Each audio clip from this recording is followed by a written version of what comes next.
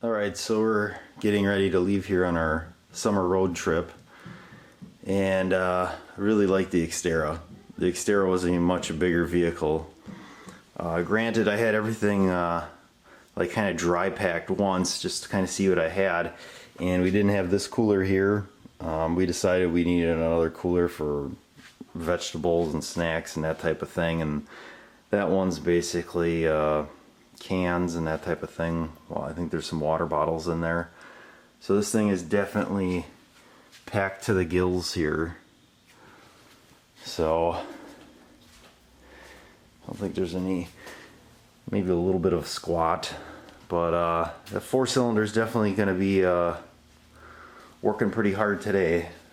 Well, the turbo will help, I guess, but so that's what that looks like. And yeah, our end goal here is to make it to Hershey, Pennsylvania.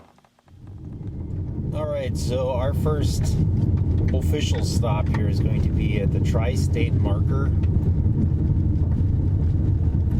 for Ohio, Indiana, and Michigan. And apparently you go down a gravel road, hopefully. I'm not really 100% sure. That's what the GPS is telling us, so hopefully it's correct. Turn, then arrive at TriState Marker. Alright, so mileage so far is 33 and a half. I think the highest we've seen was about 34. So we're going to get out here and check out the TriState Marker. Alright, so here's the marker, and apparently 130 feet south is the point where Indiana, Michigan, and Ohio meet. So we're going to walk down there. Alright, so 130 feet south. There is a marker in the middle of the road here. I'm in the shadow. And it looks like an M. Yeah, it's an M. So, just to give you an idea of what this kind of looks like, you're basically in the middle of nowhere. And they have deer flies here as well, because they're buzzing around our head just like Wisconsin has. So, the gravel road though kind of throws you for a loop, because you're definitely feels like in the middle of nowhere.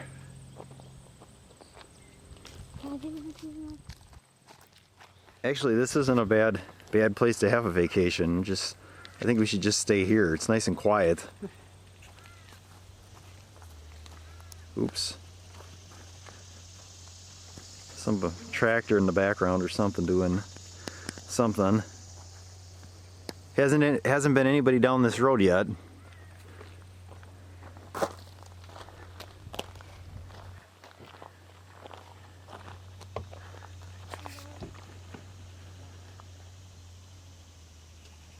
And there is a little driveway to park here, whether this is for actually parking here or not. There is a little driveway area, so that's where we parked. And the marker's there. And that's where the marker is, and then the actual point is right where the blacktop is there, and then there's that metal sign that's where the M is in the ground. So this is the Flight 93 National Memorial. It's in a very large field. I don't know the exact number of acres, but it is a very large area. I believe it was 2.5 miles from when we exited the road that we were on to drive to the visitor center, which is where the main parking lot is. So like what we're looking at here is the visitor center, and then there's like a glass bump out that you can have that kind of looks out over the whole area. And then there's also a lookout that goes out quite a ways from the visitor center, and also there's like a smaller museum in there that has some of the items that were found after the plane had crashed. And then there's also some videos of kind of the order of events that happened on that day on September 11th. So here we're looking down, there's a wall with all the names, and you can walk it. There are trails to walk down to where the names are, but it's a long walk. They do have parking down at that end too, so we ended up driving down to the other end. There you could see that was the lookout that looks over, and then what kind of was zooming in there was the wall.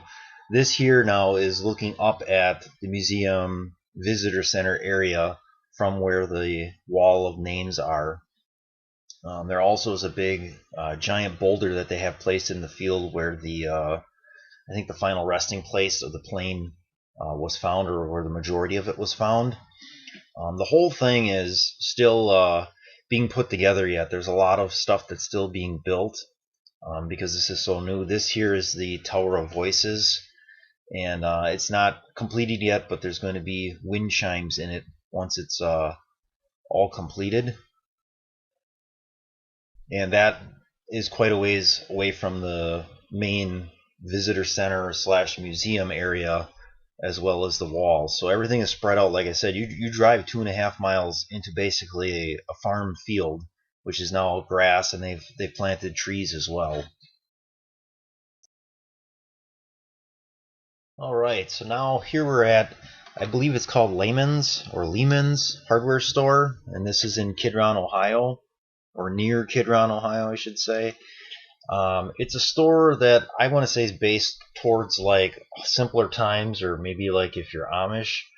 The store is full of stuff, a lot of stuff. There's lots of antiques, stuff that's just not for sale that's in the store. I think they've received collections of antiques and stuff, and it fits perfectly with it because like it's an old barn, and then it's filled with all these old antiques that kind of go along with the type of items that they sell. So of course they're going to have like lanterns, battery operated stuff, anything that's like off grid, no electricity, for like, you know, Amish, what they would use.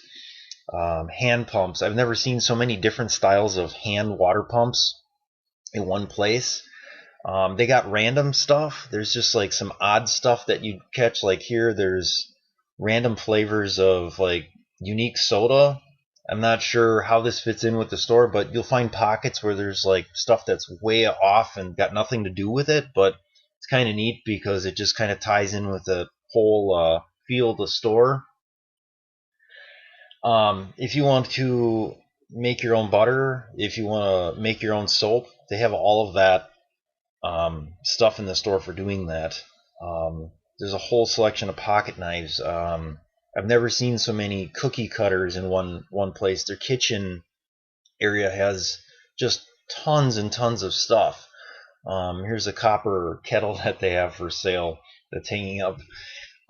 It's just unreal the amount of stuff that's in this store. Gas refrigerators, which I've never seen before. And again, that's so that you don't have to use electricity. Wood stoves for heating, but then also wood stoves that you would use in your kitchen for cooking. So like that's something you don't see every day. Some of the stuff is quite pricey, but it's unique and it's kind of interesting. And what I took video of here is just some of it. I couldn't video all of it because we were there. I want to say we were there almost 4 hours walking through everything because there's just so much to see. And if you go through it real quick, you're bound to miss stuff. I'm sure there's stuff we probably missed as well. But you know, yeah, meat grinders for any type of grinding of meat. They got all of that type of stuff that they sell as well. So it's a really neat store just to visit because there's so much to see, even if you don't buy anything, if you're not in the market for making your own type of stuff. Some of the stuff, though, is made in China, so you got to kind of look at it. For me, I just don't like buying stuff that's made in China. I want to say the majority of it, though, is made in the USA, but there are pockets of stuff where you'll be like, oh, this is neat, and then, oh, it's made in China. They did have some nice like stoneware bowls that I was looking at that were made in the USA, and those are pretty reasonably priced. Here are just some egg scales that I took. My dad's got one just like that in his basement. He's got a large collection of antiques as well. But it's just interesting that there's all this stuff in this store, and there's a decent amount of people walking through the store. It's this is all the cookie cutters. So like we found one in the shape of the state of Wisconsin, so that we had to get that. It's just some really neat stuff. Here's some more of like the pottery stoneware that they have. Real good stuff though. I would definitely highly recommend, if you haven't been there, definitely take a trip out there. It's worth the trip. And in the whole area out there, a lot of Amish buggies. I think we saw 4 in the short amount of time that we were in the area. So, and Kidron also makes like the boxes, the insulated boxes that go on back of trucks for like reefers or like a Thermo King.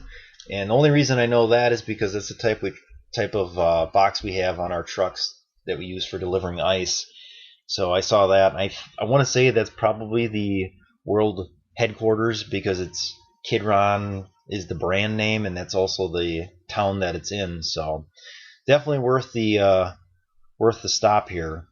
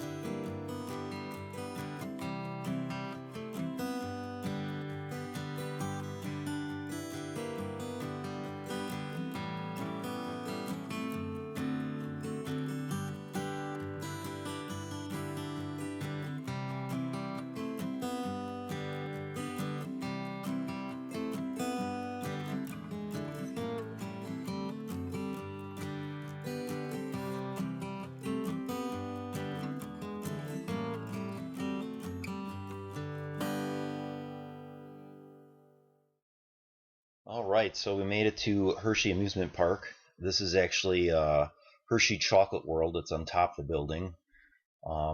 Inside there's tons of things to do. Make your own candy bar. Huge number of candies to buy. And this here then is going to be right outside the amusement park and the Hershey World.